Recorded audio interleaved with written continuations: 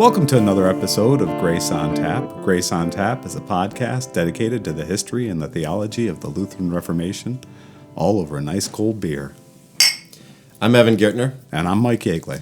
And this is episode 85. We're looking at Frederick the Wise. This is a second episode where it gives us a chance to look at historical people that weren't necessarily theologians. Now, I don't know how much we're going to get into other people because Frederick the Wise there's only one book that's really in English that's really available on him. And he's an extremely consequential person of this era. It's going to be a lot harder to find good data and a good reference material for like John the Steadfast or John Frederick. So we're going to keep going here. But don't have this promise that, they talked about Frederick the Wise, and now they're going to talk about this guy, and now they're going to talk about that guy. And the thing is, I was looking forward to talking about these other guys because they were also consequential, but I don't know that there's a whole lot of data in English available about them. With that having been said, we're going to soldier on through Frederick. And this is going to start, we're going to start with, let's go back and have a quick review of what we've already covered. It's been a couple of months since we've talked about this, so let's just sort of go back and sort of refresh everybody on what's going on, where the history of Frederick the Wise up until about 1500. So he was born January 17th, 1463 in Torgau, second-born child, firstborn son of parents Elector, Ernst, and Elizabeth. And now the year after Frederick's birth, and that would be 1464, Ernst, who was Frederick's father, and we're going to always have to clarify that because there's like a bunch of Ernsts in this family. They keep using the same names over and over again. But Frederick's father, Ernst, became the Elector of Saxony. Right after that, Frederick, of course, grew up, and when he was about age 10, he started a very, very rigorous Latin-based education and grima, and so he was very well versed in Latin and all the things that a prince was expected of during that era. Besides learning Latin and all that educational material, Frederick was also responsible for learning the ways of a knight. So, and then during this time, Ernst and Frederick's uncle Albrecht, another name that's going to be used over and over again in this family, were very, very close. Albrecht was the sort of the warrior of the family, and then Ernst was the politician of the family, and they honestly shared the court together. Their kids grew up together. They were very tight during this era. And over the next several years, though, as much as they were tight, families, it happens. They had a falling out. They ended their common household in 1482 when Frederick was 19. This ultimately resulted in the splitting of Saxony into ducal Saxony, which was sort of, if you imagine Saxony as like one of the U.S. states, it's almost like the middle portion was electoral Saxony, and the two ends were ducal Saxony, and all the wealthy cities were along the two ends, and the middle portion was mostly farmland but not real wealthy. But electoral Saxony came with the election, with the ability to elect the Holy Roman Emperor. So while it was relatively poor, it had political power. Even in the poorer half, it was still pretty good. It would yield tens of thousands of gulden a year when the average annual income for a laborer was around 20 gulden. So going forward, now we'll say Frederick is about 20 years old. His brother Albrecht, who he was pretty tight with, and his mother both died. Don't know exactly why. I think it was the plague. And so you've got Frederick, who's grown up as a highly educated young man who's been training to be a knight, a noble fighter in the joust.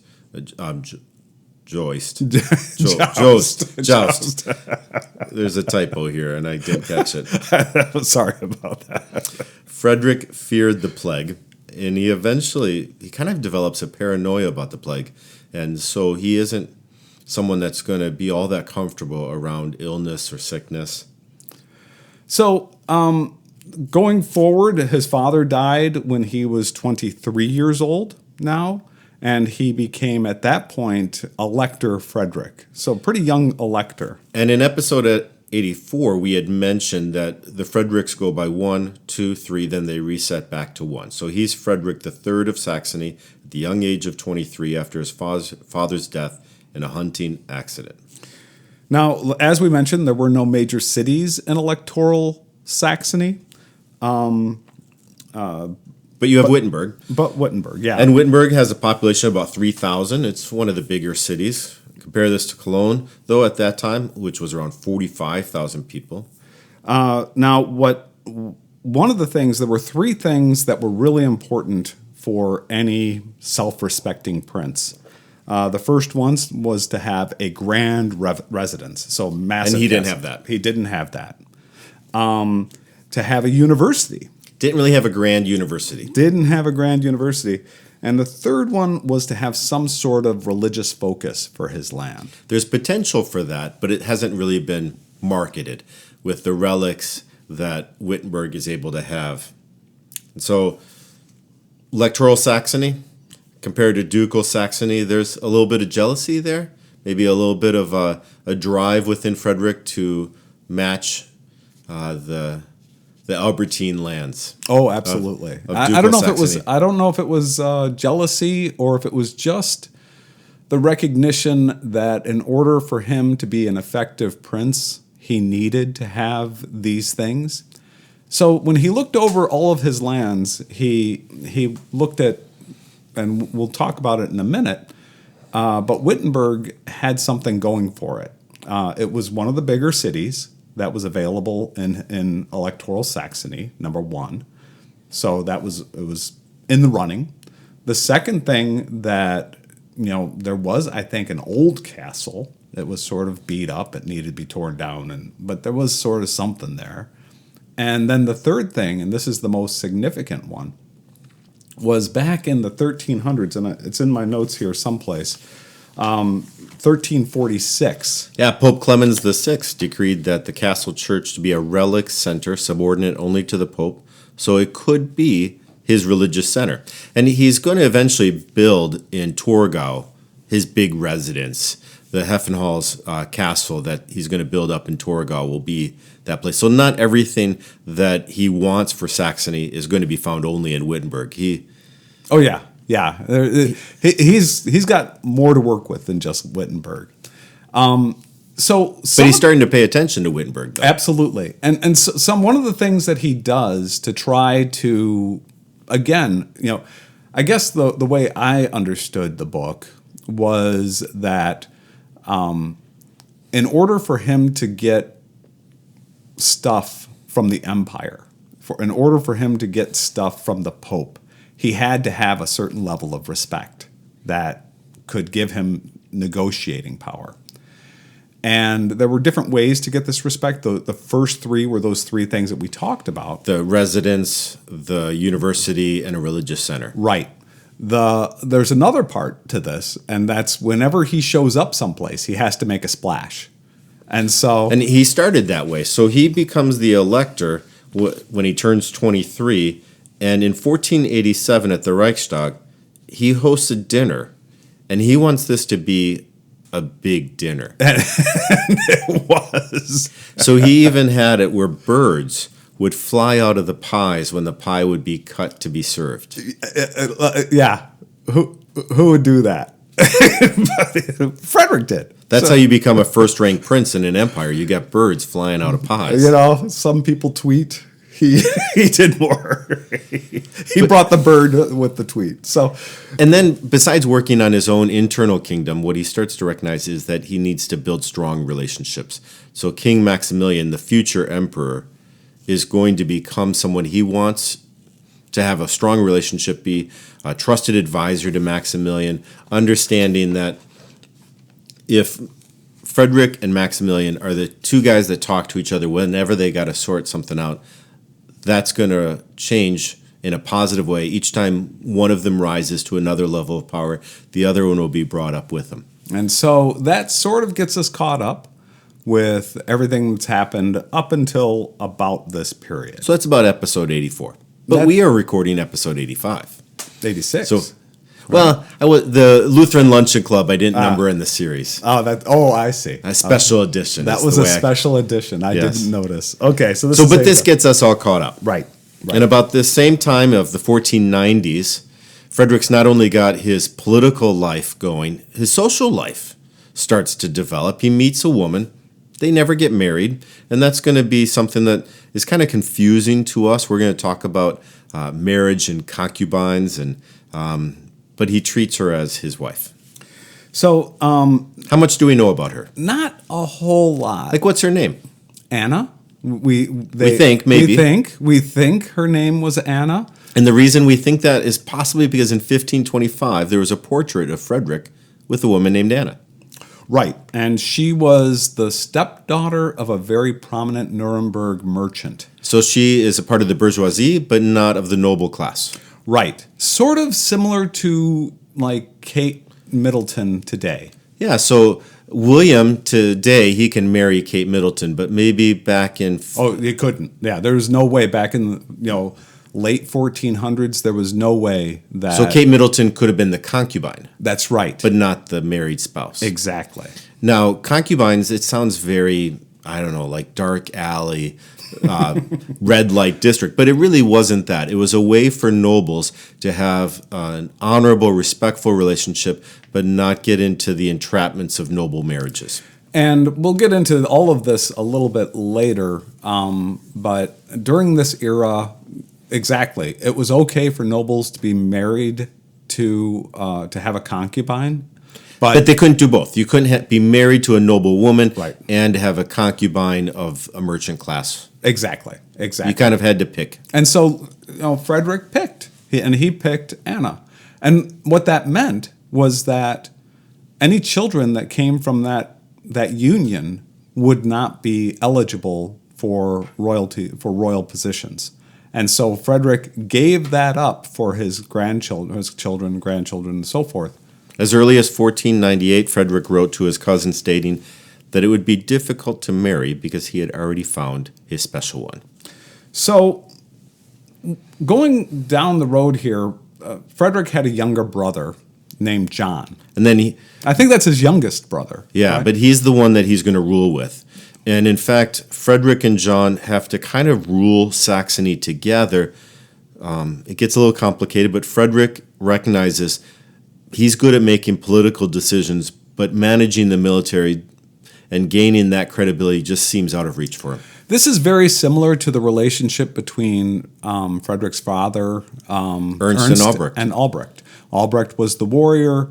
Ernst was the politician, and Frederick and John are sort of doing the same thing here. So the complexity of ruling the separated Saxony during this time could be its own podcast to talk about Ernst and Albrecht and how they had worked together and then they had a falling out. You look at Frederick and John, they work together. They never have a falling out, fortunately. They always stay together. They're hand in glove, and one does not move without the other. So while they're ruling electoral Saxony, Prince Albrecht is ruling ducal Saxony. Right. And this is one of the things that, as I was going through the book, I like the term ducal Saxony and electoral Saxony way better. They call it Ernestine Saxony and Albertine. Because they go by the family lines of the brothers. Right. And it was like, okay, who was who? What? And so this is, we're going to stick with ducal and electoral, just to hopefully people find that more easy to follow than I struggled trying to follow Ernestine and Albertine. Anyway, so electoral Saxony, there's inside of electoral Saxonies 100 monasteries and foundations with various theological perspectives. A foundation would be set up by someone who would endow a position for the purposes of having maybe someone pray for them or celebrate the sacrament for them. A foundation was a way for a person upon their death to give a portion of their income to a religious purpose. So And those foundations gained a lot of power because their wealth would grow and grow. okay, and this is all part of an illustration. So both John and Frederick remained very, very faithful Brothers. So, Yes. so, So we were talking about uncles and cousins before. We just kind of, I almost feel like I want to put a family tree in front of people. But John and Frederick are brothers. right.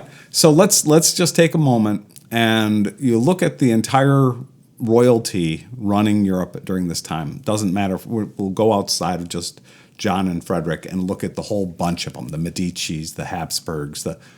There's a lot of debauchery going on in this era. Yeah, I think like Showtime even has a whole thing on the Borgias and. Oh yeah. It's crazy the kind of they'll go and pray and blah, but they don't mean any of it. They're all about power, all about sex, all about whatever they want to get into. They're going to get into. Absolute power corrupts absolutely. Well, that was going on during this era, but what was unique about John and Frederick was they remained very, very faithful. And they worked very hard to do the right thing, and this is Middle Ages faithfulness, and so there's this rule following that goes on with that. It's almost as much as I do these 4 religious things, then I can do 6 other debauchery things, and somehow do the math of canceling things out. That was kind of the royal math that was going on. But that didn't happen with John and Frederick. John and Frederick were always trying to do the right thing. And so like we talked about a moment ago, they had all these monasteries and they supported all the monasteries. They had all these foundations. They supported all the foundations. And it's noteworthy that it's not like Frederick was just going in completely wrong direction until Martin Luther shows up and light bulbs go on, and Frederick now turns around and says, yes, I was always wrong. Now I'm right because I listened to Martin Luther. Frederick himself favored religious groups that were advocating for reform. He even had a series of sermons from a visiting Augustinian monk named Johann von Paltz published. And Paltz, just because sometimes Protestants think that everything was bad from, say, like 100 AD till 1517, Right. and that the church was completely lost until Martin Luther shows back up. Paltz preached sermons that said salvation wasn't through good works, but through the death and suffering of Christ. So this is an era where the Catholic Church has a lot of different voices being heard. There are voices for reform, and there are voices that are there trying to protect. It's a remarkable time period, and I always almost think of it as like a NASCAR race with a bunch of cars racing. But they're not all just wanting to lose. They all want to win. But there's some voices that seem to just keep showing up. I think the Holy Spirit's driving these voices. Yeah. And so this, Frederick goes and listens to this sermon, was so impressed by it. This sermon from this monk. I think it was a monk. Yeah, the Augustinian monk, Johann von Paltz. And he hears this sermon from this monk that is teaching against good works, and he's so impressed by it that he goes and has it published. He asks for a copy of the sermon, and he goes and has it published because he wants everybody to hear this great sermon or to know of this great sermon. So that's I think I think that's noble, and it shows that part of the nobility of Frederick the Wise is having that big residence, have that great university. A religious center for him wasn't just a check mark. It was something that was a part of his own piety. Yeah, but that also helped him politically. And one example is when, in 1503, this is going down the road a little bit from where we are, he gave land that was previously used as a local hospital to the Augustinians, and fairly quickly they began building this monastery on this land that he gave them, and that became a dormitory for the monks, who then began teaching, and this Luther is one of these Augustinian monks, began teaching at his university. And attending classes there. There's a continuing ed system that he's building into this university. That he's going to have these Augustinian friars, they're going to live there, they're going to teach, but they're also themselves becoming students. So, and this is all part of at least the way the book presented it was that the fact that Frederick was a pious prince, when he did something, the different monastic cloisters or the monastic groups would say, "Oh yeah, okay, he's doing something. Let's go and support him." And so then they flooded the university basically with teachers and students, and he needed teachers and students during that era. So it worked out for him. Now, I don't think he was pious because of that, but it all sort of, like you said, maybe it's the Holy Spirit working through all of this, making things happen for Frederick. It reminds me that good ideas are those ideas that others want to join into. Yeah, yeah. And so the good idea of the Wittenberg University becomes something that the Augustinians want to join into, that students from around Europe start to join into. Frederick the Wise doesn't just prop up a shell of a university. It really gets filled with substance. Oh, yeah, yeah. So let's turn back now to Frederick and his brother and the year 1500. Okay. In 1500, Frederick's brother John gets married. And this is in a massive wedding in Torgau. There were over 11,000 guests, which is difficult for me to wrap my head around. They had to borrow beds from as far away as Bavaria. Dishware was borrowed from cities all over Saxony. And the party lasted a total of 5 days, from the weekend before Lent to after Ash Wednesday. So every day they're having I said joists. Jousts. I did not. Spell check fixed this for me, I'm sure. But they had jousts. So every day they're having jousts. Every day they're it's just this massive party of that era. There was even a joust where the combatants were dressed as a wild man riding a lion versus a bear riding a man. It was just almost theatrical. Now, noteworthy in this is, remember, Frederick, he's got this concubine. They have children. Her name's probably Anna. None of Frederick's children are going to be able to inherit the noble title of Elector. John, who's now starting to rule in kind of a co-way with Frederick, he gets married to a woman who's noble. His children are going to be inheritors.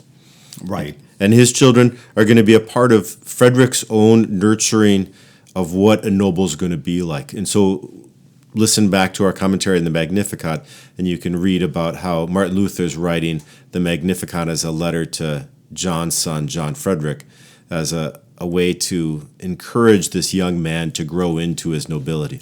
Yeah, and this is all part of that same family. The prince that Luther wrote the Magnificat to, that he was part of this family. He was the son of John. So at the same time, Frederick's cousin George took over ducal Saxony after his father Albrecht died. And George would be a continual problem for Frederick. George's father Albrecht had left George with an enormous debt. George is always looking for ways to make money. And sometimes in history, especially history written by Lutherans, George is seen as kind of just a money-grabbing noble. But he's really trying to establish a legacy for ducal Saxony, and he needs money. It's not that he's hungry for money as much as he just didn't have it. He's broke. He's broke. He's broke, yeah. But he's got an advantage. There's a very successful silver mine in Schneeberg and Annaberg, whose control was disputed by the two Saxon princes. So George gets the power of ducal Saxony, but he inherits kind of a conflict of who gets to get the proceeds from the silver mine. And it gets rough. Oh yeah, and there's all sorts of stuff that are going on like that. The typical stuff. There's taxes in disputed areas. There's loan repayments that were when it was all together. Okay, they're repaying the loan. Who's the money go to? How to interpret the contracts, problems of lower level civil officials. All this get into things where George and Frederick are almost to a kind of battle where the emperor needs to step in and say, "You guys, you can't go to battle." So Frederick ultimately stops interacting with George personally. They will write letters back and forth, and the letters are cordial and friendly, but they don't talk to one another. after a while because it was just so difficult for the two of them to do anything together. This is a good moment for our beer break. We have this beer called Komas, an imperial stout. It's from the brewery Fortuna in Poland, and it is brewed with Ukrainian hops. It is and Ukrainian grain. And it is meant to kind of, even after sitting on the shelf for 36 months, it gets smoother. And having been shipped all the way from Poland, I'm sure it's been sitting longer than that. So this is it is a very smooth stout. I'm almost halfway done with mine, and usually I try and not drink my beer before we're. I was worried I was going to make it to the beer break with this one. And it has this rich, oily flavor. And I'm always trying to figure out why beer tastes the way it tastes. And I was fascinated to learn that the oily taste in it comes from the rye malt. Oh, really? Okay. It does have it has a real rich, I'll say nutty flavor to it. You know, it's just a really good smooth beer. Distinctly roasted with coffee and chocolate notes, thanks to its roasted barley. It's a nice beer. So Komes, Komes. It's an imperial stout, and we're both enjoying it. Let's go back now, picking up again at 1502 in the life of Frederick the Wise. So the founding of the University of Wittenberg, which we had hinted at when we were talking about him buying that land that had been a hospital and making it a place for the Augustinians to live, this university is really going to happen. They start classes on October 18th of 1502. The first class said 416 students showed up. That's a great start. Which is amazing. Although enrollment would drop the second year due to the plague. That annoying plague. It just gets in the way. Annoying plague. But the university is well on its way. Now, the early days of the university were run by a guy named Martin Pollock von Mellerstadt and Johann Staupitz. Johann von Staupitz, that's the name you want to remember. The Martin Pollock von Mellerstadt, don't worry about remembering his name. But both these guys were friends of Frederick. Staupitz is the name to remember. Now, Staupitz was especially influential. He brought in deans for the School of the Liberal Arts, the Law School, the School of Theology, and the School of Medicine. So, like a provost, he's establishing the character of the university by what kind of educators he brings in. So he really left a huge thumbprint, and I would say a huge thumbprint on all of history with the decisions that he's making during this era. He brings this crowd together who will become the faculty of Wittenberg University. Wittenberg Castle Church is also kind of key in this moment. It was there in Wittenberg. There was a church there. Remember, they had gotten the permission from the Pope back in the 14th century to have that be a place of relics. But it really gets consecrated as a church for the university. And that was on Frederick's birthday, which I think we said was the 17th of January. So in 1503 now.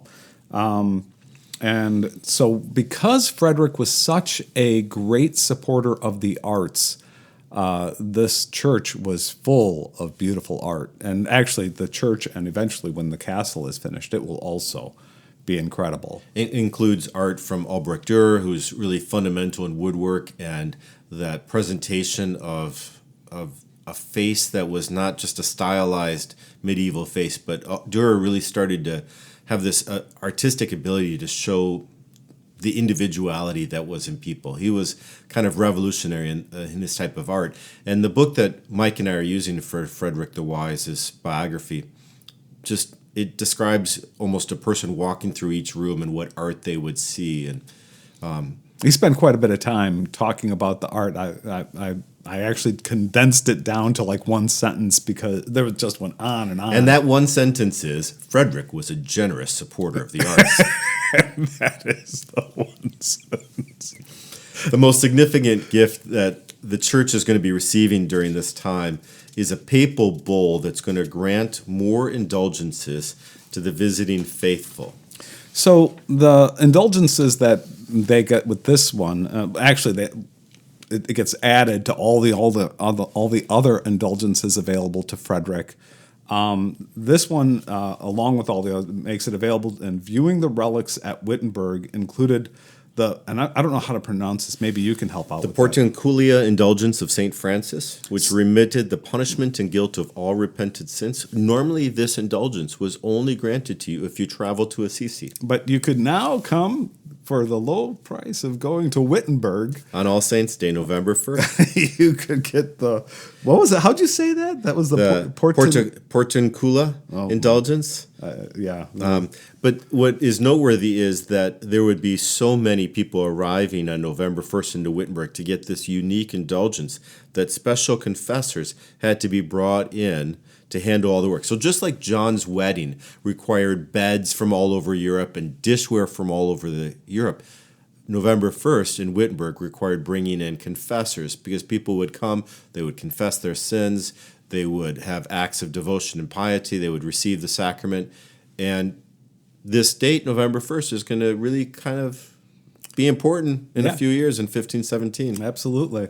So right around then, John Frederick, this is also in 1503. We talked a little bit a moment ago about John Frederick. This is the guy that Luther wrote the Magnificat, the commentary on the Magnificat to. Well, he was born in 1503 to Frederick's brother John and his wife Sophie. Now, Sophie dies in complications after the birth, and 10 years later, in 1513, John's going to marry his second wife, Marguerite, who eventually bore him 3 more children who lived to adulthood.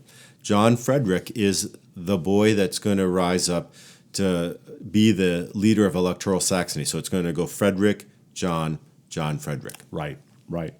So now we're going to fast forward to 1506. What happens in 1506, Mike? Well, Frederick breaks ties permanently with his brother Ernst for sowing dissension among the Wittens. And now the Wittens is the family of Frederick. So the Wettins, The Wettins. That term describes the House of Wettin is both Electoral Saxony and Ducal Saxony. So you've got Frederick and, you got the Ernestine line, the Albertine line, which we said is going to be confusing, so we're going to call them Electoral Saxony and Ducal Saxony.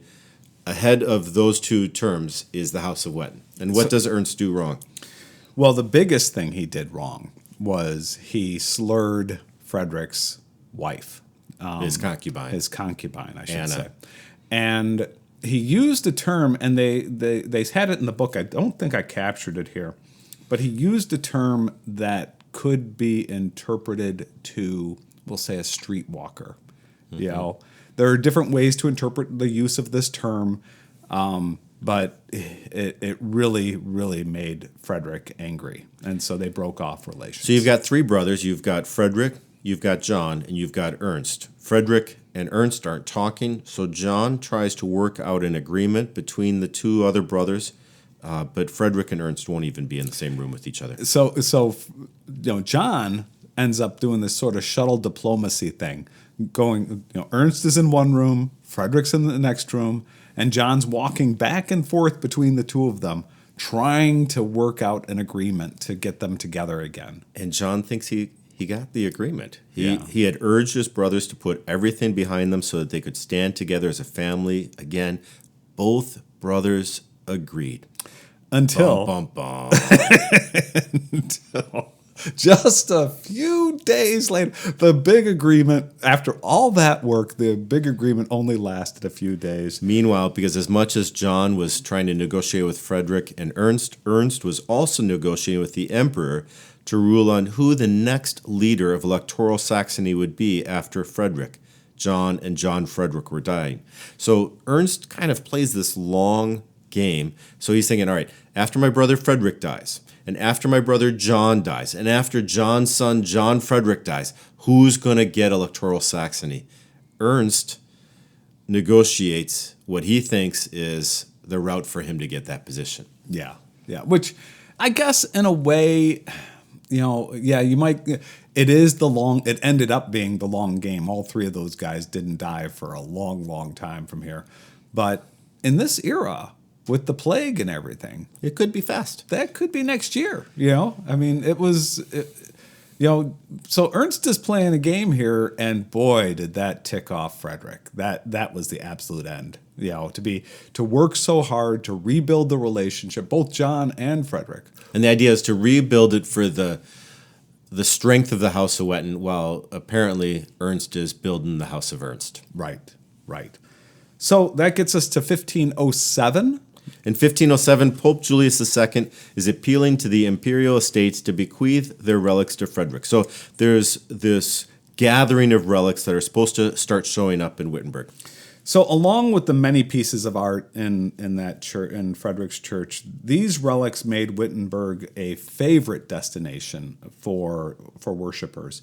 And it was already crazy on November 1st. Well, now it's pretty much year-round that people are coming to Wittenberg to worship, to see all the art, to see all the relics, and they ended up having 20 different altars to accommodate all the worshipers that were going often all at the same time. They have 20 different services happening at one time. And you may wonder, in a big building, why not just have one service? But each altar would be a place where someone could, for the purposes of a foundation or an estate, have the Mass said in the favor of themselves or in the favor of those they love who have died. So 20 altars is not because there are so many people there that they don't all fit around one altar. It's because the Mass was a good work. And also, you could donate for a Mass. But so much money is being donated that one altar couldn't do all those donated Masses. Right. So now they get the 20 altars to get more money. More money. And this sounds so strange to our ears because the strength of worshiping around the, one Lord, one table, one bread, one body. I mean, it just is weird to think, but you would have multiple voices, multiple Masses all being said at the same time because each altar was a place where money was being donated. Hard to think of. It's crazy. So 1508, Johann von Staupitz, Frederick's right-hand man, the guy who is making the university amazing, he is getting worn down. He's spread extremely thin, and he's complaining. And so he hears about this young guy named Martin Luther, I think he was 29 at the time, and he's done as much as somebody approaching 50. He is just rocked through all of his studies, and he's just an amazing He's done great at the University of Erfurt. Things are succeeding for him. Right. And so he heard about this 29-year-old monk that was in Erfurt, and he says, let's bring this guy on. And so when Staupitz first approaches Luther says, I'm worn down too. You're worn down, I'm worn down even more. So what Staupitz says, I thought this was pretty funny. Luther says, I'm so worn down, I'm ready to die. And Staupitz's answer was, they need good preachers up in heaven too. Yeah, so, don't worry, God needs smart people in heaven too. So if you die, it'll just be fine so Luther eventually took a position to teach Aristotle's ethics. I was surprised to hear that it was he was teaching Aristotle, because Luther was not. He didn't start right with the Bible. He starts instead with that. Exactly. At about the same time, Spalatin started tutoring John's son, John Frederick. And it didn't start off well. Spalatin is he's he uses too many big words, and he doesn't know how to handle the roughhousing. And it even starts to look like John Frederick and the other boys he's tutoring are going to go get a different tutor. Oh, I didn't. I missed that part. Yeah. And so then Spalatin starts to figure out, wait, no, I need to be able to reach both the body and the soul, and he starts to get things. So Johann von Staupitz and Spalatin, not the same guys. Spalatin is the kind of the chancellor, the aide to Frederick the Wise. Yeah, got to keep these guys straight. The sound. Yeah. Splaten and Staupitz. Yeah, so Staupitz was running the university, and Spalatin was basically the go-between. Kind of like the chief of staff for Frederick's political power. Right. We were talking earlier about the growing dispute between Frederick and George. So electoral Saxony, ducal Saxony, there's lots of arguments. They're disputing over silver mines. And it's in 1506, I think it was. Yeah. So 1506, Maximilian steps in and says, enough. Just cut it out. Yeah. You know? So they argue for a couple years, but by 1506 to 1508, Emperor Maximilian's just like, you guys are too much. So the next big thing that happens, and this is going to come into play later. And this gets into why the thing we're introducing is a lot of like movie images of Frederick the Wise is going to really show him kind of like an old, kind of weak man. Yeah. And wise but weak. Right. He wasn't that old. But you look at like Albrecht Dürer's painting of him from the 1490s, and he's a handsome man. Yeah.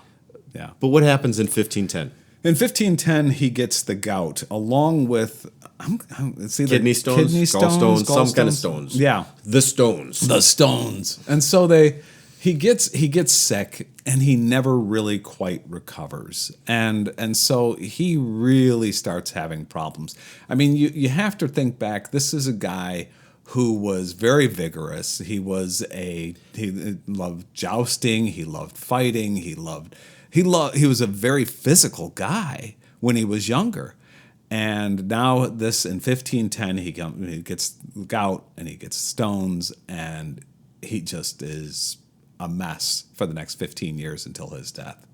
In 1511, Luther is called no longer to teach Aristotelian ethics, but now he's called permanently to be a professor of the Bible. So, and then in 1513, a bunch of things happen between the church and Frederick that are going to be sort of important. And it's basically a series of bishops died, including Frederick's brother Ernst. So we were talking about Ernst earlier. You might have thought, well, what power does Ernst have? If Frederick's got the political power, John's got the military power, how does Ernst fit in? He was a bishop. And so in this era, different bishops controlled huge pieces of land. And so, like, if you were the bishop of Mainz, for example, the income from the land your bishop owned was significant. Yeah. And so Ernst dies, and there's a new pope. So Pope Julius, who was really kind of a military pope. Yeah. Julius was constantly fighting, I think, with Venice or something like that. He dies, and they went the Roman Catholic bishops or cardinals decided, okay, he was a warrior pope, and we're sort of tired of that. We're going to go with a party pope. And so they bring in Louis X, who was a party pope. I mean, he enjoyed his parties. He was a Medici, and he was sort of, at least the way he was maybe portrayed, a pope of the Renaissance. That would be a good way to put it. He enjoyed the finer things in life. He enjoyed great art. He enjoyed a good party.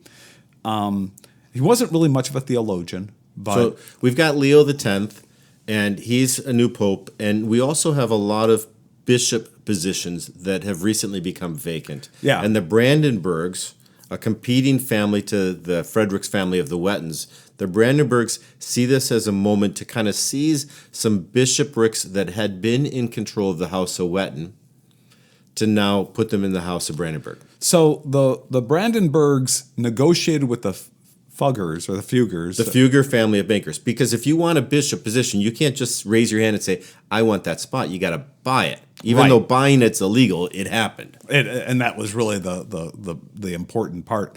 And don't forget, the church is broke. all these parties, all the stuff that the church All the battles against Venice. all the stuff they're getting into is breaking the bank. So they need money. So Leo says to the Brandenburgs, you can buy the Bishop of Mainz, but it's going to cost you. Right.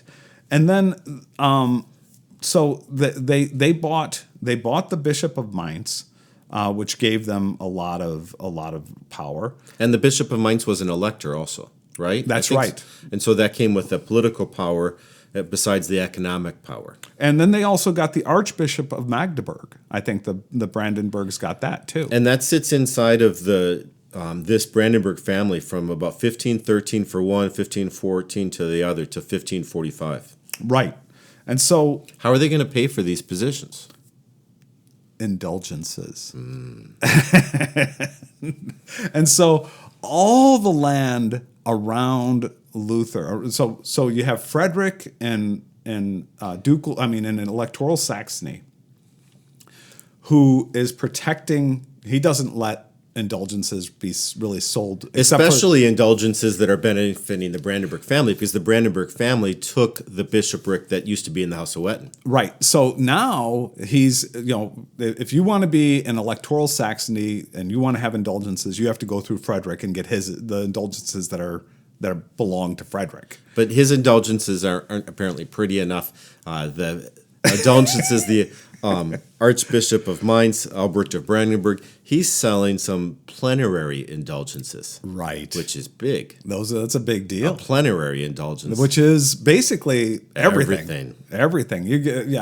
Don't worry about it. It's all covered. And George, in ducal Saxony, lets the sale of these indulgences happen. And he's getting a little cut of the profits. And so George needs money again. Remember, he inherited a bunch of debt. So he's saying, okay, yeah, you can sell some indulgences in my land. Just give me a little cut. And so everybody's getting their cuts. And really, you've got this little island of, Frederick, where you have to go through Frederick, and his indulgences, which aren't quite as good as the ducal ones. So it's sort of you can see how this is shaping up. And indulgences, they just sound so strange to my Lutheran ears, but it is a way to distribute the treasuries of the merits of heaven. That was the idea, so that there is a treasury box of good works in heaven, and maybe you don't have enough good works. You just haven't done enough. So do this act of piety, and the spigot opens up. Was it a clink of the coin? There was a phrase that Johann Tetzel had. Yeah, from every coin that clings a soul from purgatory springs, or something like this. Something like that. So now the interesting thing is, you've got all this stuff going on, right, in ducal Saxony and in electoral Saxony. And it's all wound up, and like you said, it's all comes from this idea of the treasury of merit. And let me just take the idea of the treasury of merit is that, Christ did all these great works in his life, and he didn't need them. He healed, he didn't sin. So he didn't, when he healed somebody of, blindness, well, that's extra good works that didn't get used. And so that goes into the treasury of merit. And saints' good works can go into the treasury of merit. Anybody who does more than enough. Everybody who does more than enough goes into the treasury of merit, and that treasury of merit belongs to the Pope, and he gets to sort of dip into that treasury of merit and give those merits out to whoever he wants. So it's really sort of, you almost have to, like you said, it's almost like treating good works. It is like treating good works as if they were like a banker, exchanging notes. You owe $5,000 here. Okay, here you go. Okay, somebody paid it off, or you're good. So this conversation about indulgences is really going to be a theological controversy, but it sits inside of a political controversy of who's going to be the electoral vote of the Archbishop of Mainz. Right. Now, it's strange to think a bishop position is a political controversy, but the Archbishop of Mainz, as an electoral vote, gets to choose who the emperor is. So there was a moment when the electoral Saxony was Frederick, And you had the Archbishop of Mainz, which was a part of the House of Wettin, I think. That's right. You had two House of Wettins voting inside of... Two brothers voting, and there's only 7 votes. For all of Europe. But in 1514, the Archbishop of Mainz becomes a Brandenburg. Right. So now let's go forward to 15... well, it's kind of going forward, but it's going backwards. So in 1514... there's some results of a 5th Lateran Council. So we've been talking about Leo X as Pope, but let's just roll back for a second. While Pope Julius II was Pope, he started the 5th Lateran Council. In 1512. Yeah. So and why did he want a council of the church? There are a few things he was looking for. First, he was looking for peace between all the Christian rulers. So the French and the emperor aren't getting along. Oh, no, they hated each other. No one likes the French. No one likes the French. And so he wants them to start getting along. He wants to defend the faith against heresy. And then the third thing that he's looking for is he wants to begin church reform. So those are his big 3 items that he claims he wants for the 5th Lateran Council. And Frederick, he strongly supported the idea of church reform. He was hopeful that the 5th Lateran Council would accomplish that. But on May 5th, 1514, the council issued a papal bull, and it wasn't about church reform. Yeah, it was interesting that what was this papal bull about? It was about concubinage. Now, it's interesting that they, instead of reforming the church, they decided to reform the secular authorities. They decided, oh yeah, we're going to be reforming. I'm not the problem. You're the problem. You're the problem. And so they outlaw concubinage, which basically, and you have to go back in time. So the Council of Toledo in 400 AD, the church had pronounced you could have a wife or you could have a concubine, but it was not acceptable to have both a wife and a concubine. That's right. So Frederick choosing to have a concubine was operating in a system that the church had supported and legitimized since the year 400. Yeah. I mean, from the point that the church was made legal. You have to remember, in 300 A.D. was the last great martyrdom. That was the Dionysius attack on the church, where they killed more Christians than ever in 300. And then 325 was when Constantine took over, and he started the... So the state and the church, when they're functioning in simplicatio in 400, concubines are allowed. And it was a way for the church to allow the state to kind of keep its noble lines and yet recognize that there's love. Yeah. And that's what concubines were. Concubines were not prostitutes. They weren't these in this era. Mistresses. In this era. This era. Yeah. And so Frederick had his concubine. He had Anna. He loved her. He cared about her. He took... she wasn't especially secret, but she wasn't especially... outlandishly public in the eye either. She attended his court. His children were at the court. It was an open secret, but it was also accepted by the church. Well, all of a sudden, in 1514, on that date, Frederick, now a deeply faithful man, has to figure out what he's going to do. So what it looks like, there's different stories going around about how it went down. Nothing that Frederick has ever said is But he recorded. did make her less publicly visible. He did at no least... more children with her. No more children. She wasn't seen in court anymore. Some of his competitors would say that she was miserable. That he had locked her up into an attic with only 2 aging servants and would visit her only in the evening to get what he wanted, but otherwise she was kind of just chained into a room. So she was turned into this kind of object of lust for Frederick rather than a woman he loved. That's how his opponents described it. That's how his opponent. Now, very few people believe that's what actually happened, but it was a very sad situation. So I think that pretty much gets us to the next step in the process. This brings us all the way up to the moment just before Frederick starts getting to know a young man named Martin Luther. So the next episode will outline the beginnings of Lutheran controversy with all of its political machinations, and we're going to find out that Frederick has a deep political capability and also a tremendous desire to be spiritually faithful. So until next time, cheers.